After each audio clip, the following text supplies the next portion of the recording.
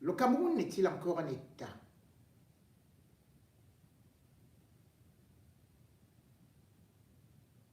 Immédiatement, tout le monde va répondre oui. Puisqu'il y a un chef de l'État, il y a une armée, et puis d'ailleurs, le Cameroun se fait même appeler le continent. Mais sauf que un État se détermine et se définit par un certain nombre de choses qui fonctionnent encore. Un État, c'est d'abord la loi. Parce que dans chaque État, on dit nul n'est au-dessus de la loi. Quand il n'y a plus de loi dans un État, eh bien, on aboutit donc à ce que l'on peut appeler le règne sauvage, le règne de hors-la-loi, le règne de la jungle. C'est-à-dire, c'est le plus fort qui gagne. Aujourd'hui, quand on voit ce qui se passe dans notre pays, où la formule la plus utilisée est toujours « Est-ce que tu sais à qui tu as affaire? Je vais te montrer. » Dans un pays où les formules choc sont par exemple « Tel a de longs bras, de jour comme de nuit. » Si vous ne les avez donc pas, même si vous avez raison, ne tentez même pas d'aller dans un commissariat, dans une gendarmerie, parce que non seulement on va vous dépouiller, mais en allant même vous plaindre, votre bourreau va vous mettre en cellule. Voilà donc la situation actuelle au Cameroun. Des scandales se multiplient. Mais personne, dès qu'il est puissant, ne peut être inquiété.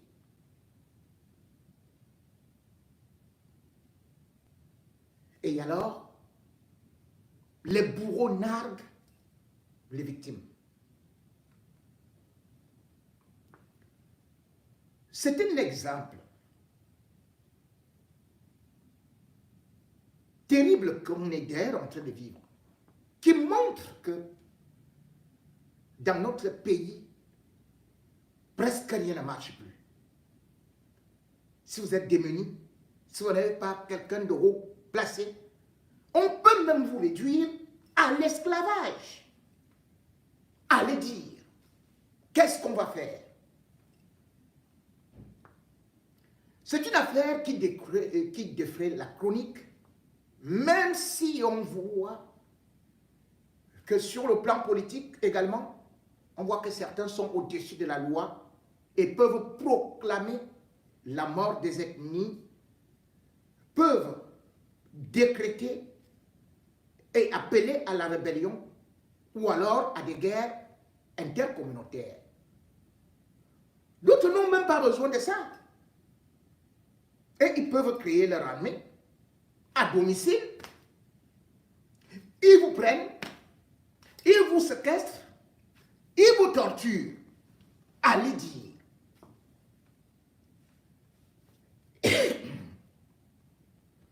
Communément appelé Bro, Valentine Cohen a été cité dans une affaire où il a non seulement séquestré son joueur, mais même accusé de torture.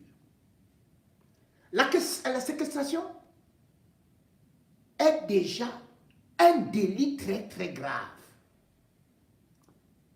La mère de Djomini, parfait, a donc eu à faire des vidéos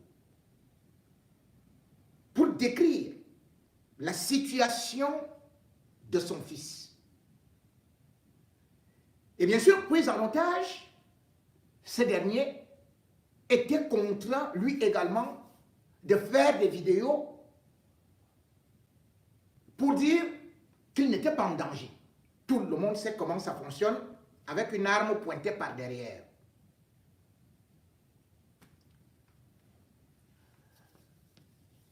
L'affaire ayant éclaté, les avocats ont fait une sortie pour essayer de venir secourir la victime.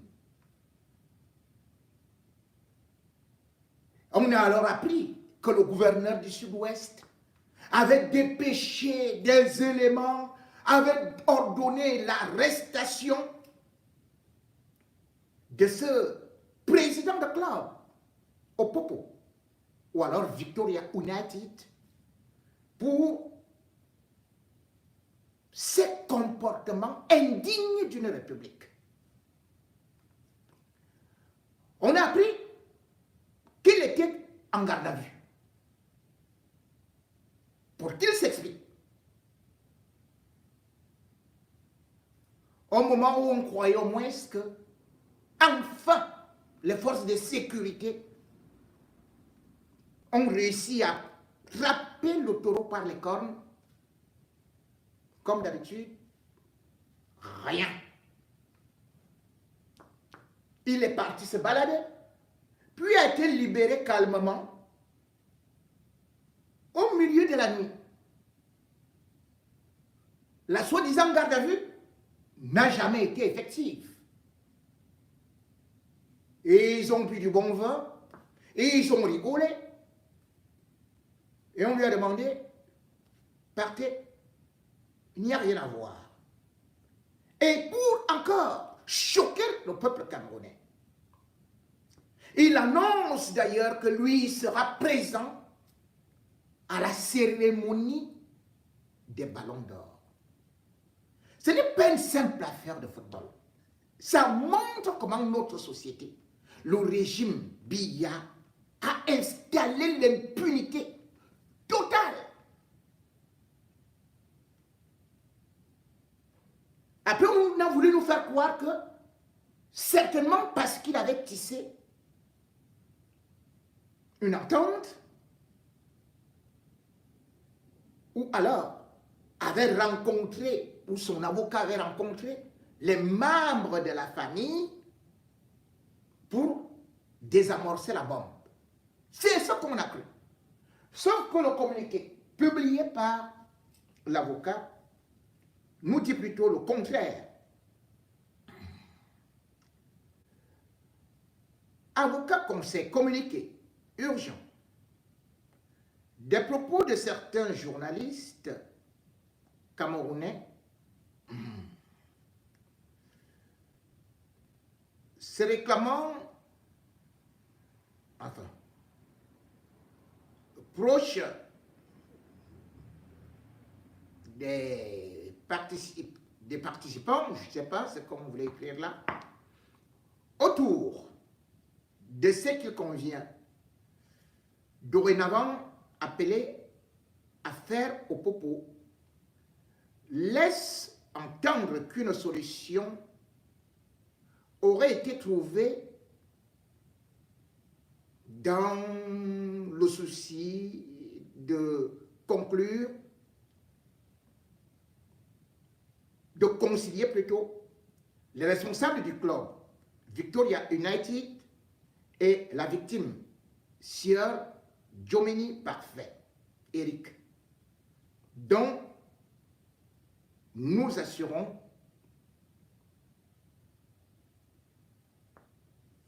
la défense, la pleine défense. Et ces propos relayés par certains organes de presse, surtout ceux exerçant principalement dans la sphère numérique, tranchent net avec la réalité de la situation qui est tout autre. Par les présentes, nous entendons apporter un démenti formel à de tels propos qui n'ont qu'un seul but, porter davantage atteinte aux droits de la victime, Sir Jomeni Parfait Eric, et qui vise vraisemblablement à noyer le poisson dans cette affaire scabreuse où la question de l'intégrité physique, de la dignité humaine, dans son sens le plus trivial, est mise à mal. Par notre truchement, la famille de l'infortuné manifeste son profond désarroi face à la légèreté avec laquelle les médias modernes et leurs acteurs traitent de cette affaire. Ainsi, nous tenons à informer l'opinion nationale et internationale que des poursuites judiciaires,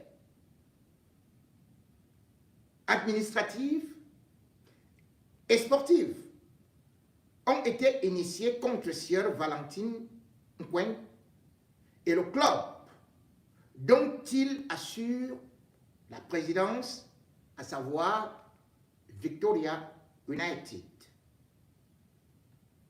Les dites procédures suivent leur cours normal et nous sommes ravis de la haute importance que les plus hautes autorités de notre pays accordent à cette affaire. En attendant, nous restons incontestablement la seule voie autorisée à communiquer officiellement sur cette affaire dont la sensibilité relève d'un secret de polichinelle. Nous invitons donc les uns et les autres à faire preuve de prudence et de retenue dans leur communication autour de cette affaire qui ébranle non seulement toute une famille, mais aussi l'image de notre sport roi, fait à Douala le 27 février 2025.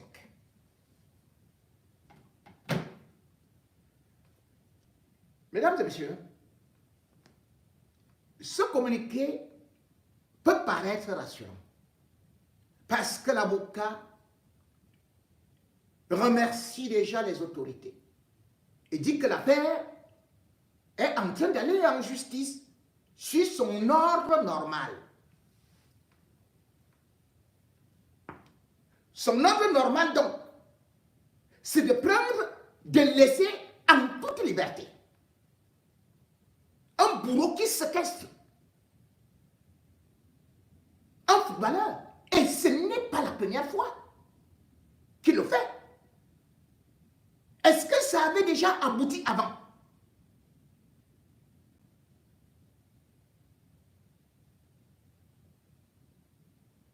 Jamais.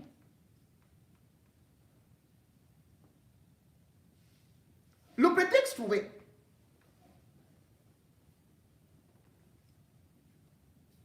bien évidemment est que le gardien aurait vendu des matchs, ainsi de suite. Mais est-ce au président de jouer le rôle de shérif, d'interpeller et de séquestrer son joueur dans son bureau?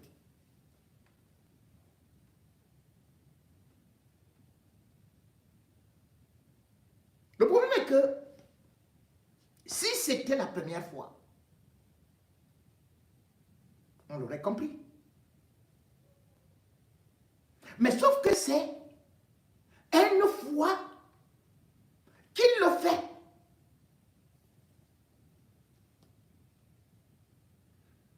Il faut savoir qu'en 2022, toujours avec un gardien de but de 21 ans, il avait exactement fait la même chose. Exactement. Avec un gardien de but, son propre gardien de but. Il l'avait attrapé. Et il a dit à ses joueurs que comme vous avez perdu le match, vous allez me rembourser le salaire que vous avez eu.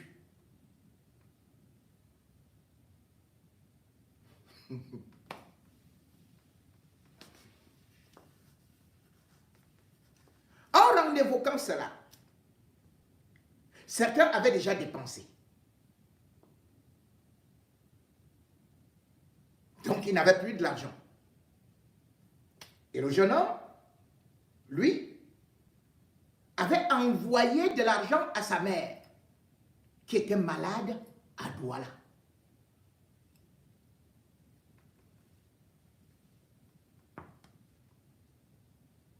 Qu'est-ce que Valentine Cohen a fait? Il l'a enfermé dans le bureau. Il lui a dit de se mettre à plat ventre. Il a pris le câble avec lequel on démarre les véhicules, les câbles pour batterie. Il lui a dit, appelle d'abord ta mère. Le gars croyait que c'était des blagues. Il avait appelé sa mère et puis il s'était rendu compte que sa mère avait déjà utilisé de l'argent. Et Valentine Cohen, alias Bro, était passé à l'acte. Il l'avait correctement tabassé. Le gars finalement avait fui. Parce qu'il voulait le séquestrer. Le gars avait fui, s'était retrouvé sans ses habits, sans sa pièce d'identité. Et pour revenir, c'est un huissier qui était venu récupérer sa pièce d'identité. C'est un huissier de justice.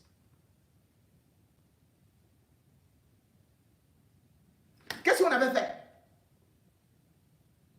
Rien du tout. Le gars, viré.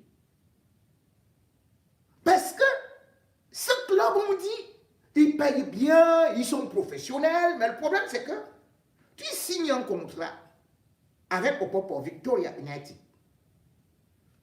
On peut mettre 200 000 francs CFA, mais en réalité, on ne te les donne pas. Il va toujours couper.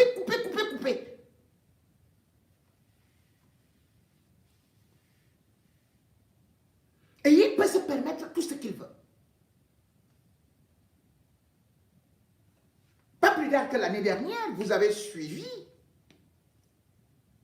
ce monsieur qui piétine totalement les lois du football. Son gardien, toujours un autre gardien, faisait un témoignage. Comment ils achetaient les matchs. Ce gardien-là, la seule chose, bon, on s'est débarrassé de lui. Il faisait un témoignage comment eux, ils achètent les matchs. Est-ce qu'on peut voir ça dans un autre pays? En fait, lorsque je parle de ça, c'est pour vous montrer la pourriture de notre pays. Et surtout, du régime Biya qui exploite le football, qui utilise le football pour distraire le peuple. On prend un Feman, on lui dit, allez, vas-y. Cohen est devenu si puissant. C'est parce qu'il a récupéré un club dans une région totalement endeuillée par la crise anglophone. Jalakwan étant mort en 2012, eh bien, Opopo était dans les fonds de la 3e division, encore en 2020. On a beau nous dire que c'est un homme d'affaires, vous allez demander, il a fait quelle catégorie d'affaires, quelle qualité d'affaires, où est-ce qu'il a pris de l'argent? Personne ne vous dira.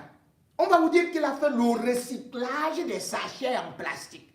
C'est ça qui lui a donné de l'argent et subitement, il s'est lancé dans l'immobilier, il a commencé à construire. Et hop, pour son club, il a dit à tout le monde, nous allons monter en première division, nous allons gagner même la ligue de la CAF, nous allons faire ceci. Il achète 2 bus. On ne demande pas d'où vient son argent. On ne demande pas. D'où sort cet homme qui peut donc se permettre de tout faire? Et pourquoi est-ce qu'il n'est pas puni? Pourquoi est-ce qu'il n'est pas sanctionné?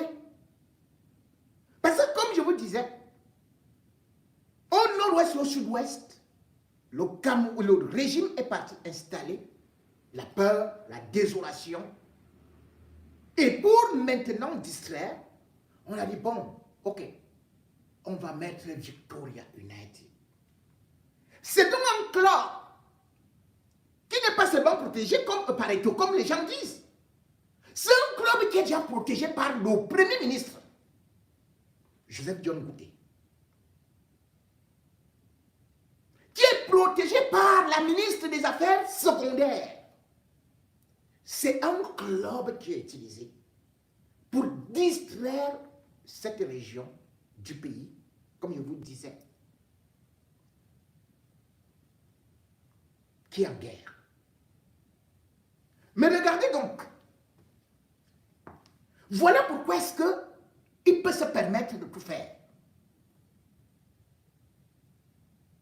Pour monter en deuxième division, ce club-là avait aligné un Nigérian du nom de Kanu. On lui a fait un faux acte de naissance. Il a joué. Donc le club ne devait même pas monter. Mais ils ont fait que ça monte. Les gens se plaignent pour devenir champion. On a vu ce club-là aligner 18 pénaltys. Pour devenir champion, on a vu ce club-là gagner des matchs sur tapis vert, avec toujours les adversaires qui avaient carton rouge, carton rouge, carton rouge.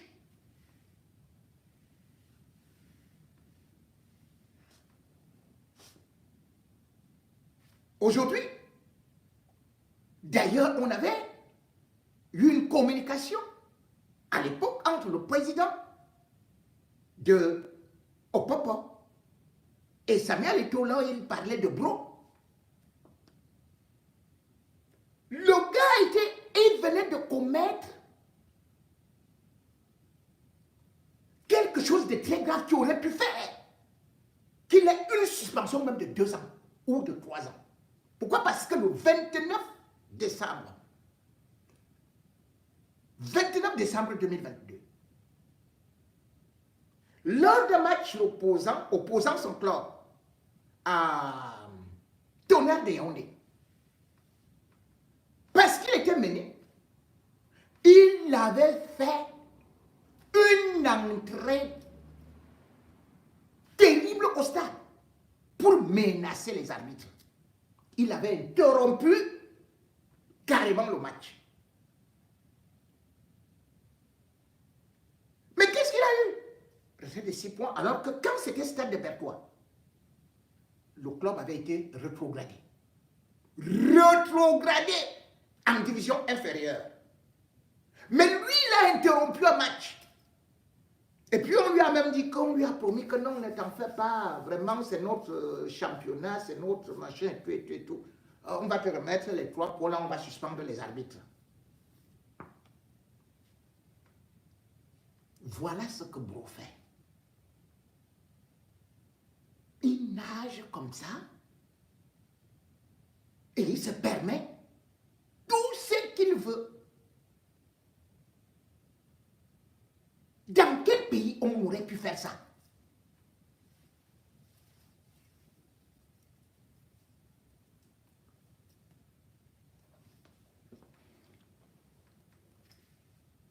Ça fait pitié.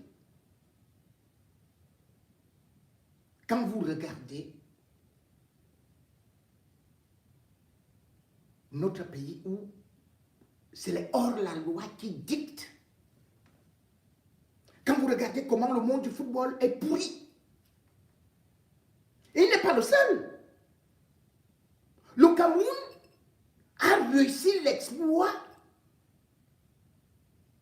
de protéger des gens comme Capello.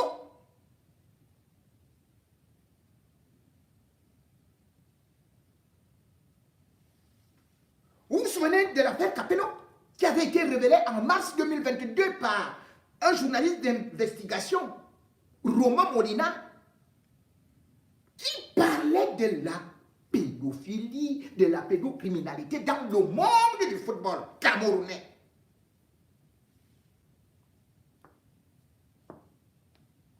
On avait donc tous les éléments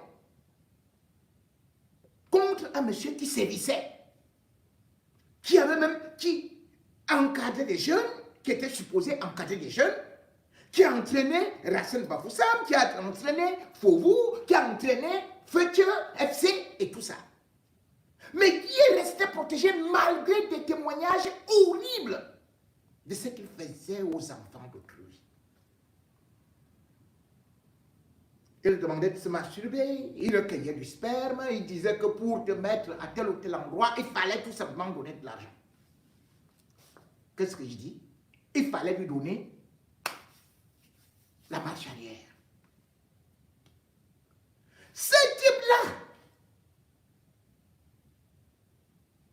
n'a jamais fait un jour de cellule dans un pays comme le Cameroun. Et il y avait des témoignages, il y avait des plaintes, il y avait tout. On a dit, wow, on est parti porter plainte. L'affaire est allée où? Jusqu'à ce qu'il décède. Hein. Il est décédé en 2023. Plus précisément en décembre. Il n'avait jamais été inquiété par les autorités du Cameroun. Un gros scandale de cette envergure-là. Et il n'était pas seul. Il y avait un autre qui sévissait bien, qu'on appelait Wabo, Capello 2. Celui-là avait même entraîné l'équipe des Lions à Prime. Il était mort à 38 ans. Les autorités camerounaises, sachant qu'il était dans ces crimes-là, avaient plutôt favorisé qu'il aille au Gabon se réfugier. Où il y avait un autre, dit-on, un Capello 3. Le football, on y met des enfants. Le football devrait incarner des valeurs. Comment se peut-il que cet homme qui est souvent en culotte comme un voyou, comme un bandit, dont on ne sait même pas d'où il vient, ce qu'il a fait, on ne connaît pas sa trajectoire. Qu'il commette autant de délits, mais même pas une garde à vue de 24 heures. Et pendant ce temps, on arrête des innocents, on les envoie en prison. On ne les juge pas, ils vont mourir là-bas.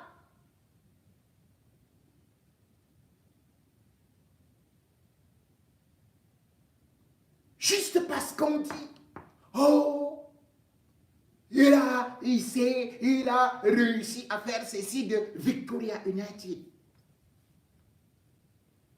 Dans l'esclavage. Et on laisse ça.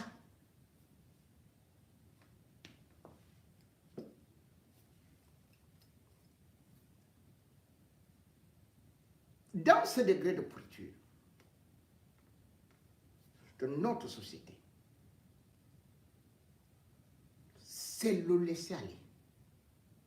Et ce laisser aller fait aujourd'hui que les grands criminels sont en liberté. Ceux qui revendiquent plutôt une société de justice, ceux qui se battent pour l'égalité, ceux qui se battent pour les indépendants, ceux qui se battent pour notre pays, ou ceux qui se sont battus pour notre pays, pour l'indépendance de notre pays, pour l'autonomie peut-être même de notre pays. c'est l'inverse. Ils sont moqués. On risque même d'aller prendre leurs dépouilles, les déterrer pour les condamner. Tous ceux qui ont prêché par l'exemplarité, ou alors ceux-là qui ont lutté au prix de leur vie, c'est eux qu'on appelle des bandits. Et des grands bandits comme les Blancs et consorts, et ils sont en liberté. Hein?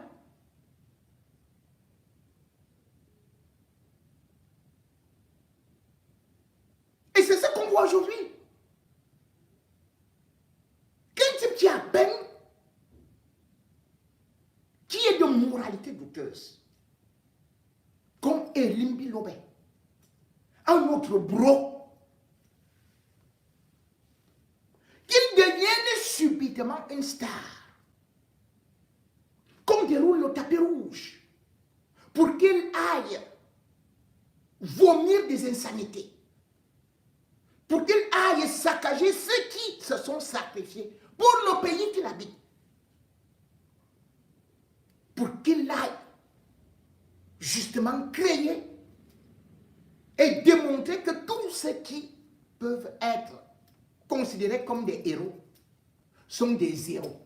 Et lui, le zozo, qui n'a pas où dormir, ou plutôt qui dort dans un poulailler, c'est lui qui applaudit dans notre pays. Les valeurs ont foutu le camp. Et c'est ça qui fait aujourd'hui que même les Ernest Wandi, même les Félix Moumier, les Osenda Fana, les Oumniobe qui se sont sacrifiés pour ce pays-là, soient piétinés, soient humiliés, et qu'on détourne l'histoire, et qui sont morts, qui ont été assassinés, ils sont devenus aujourd'hui des grands bandits. Mais les bandits qui n'ont pas lutté pour notre indépendance, qui ont détruit le pays, qui ont provoqué actuellement des guerres fratricides entre les Camerounais, des guerres qui provoquent des milliers de morts et des déplacés internes. C'est eux qui sont aujourd'hui applaudis comme des héros avec le régime Biya, qui n'a jamais lutté pour le Cameroun, ni un seul ministre de son clan, mais qui veulent tout simplement une seule chose: détruire tous les acquis, partir en laissant le Cameroun à feu et à sang, et en mettant devant quelques ignorants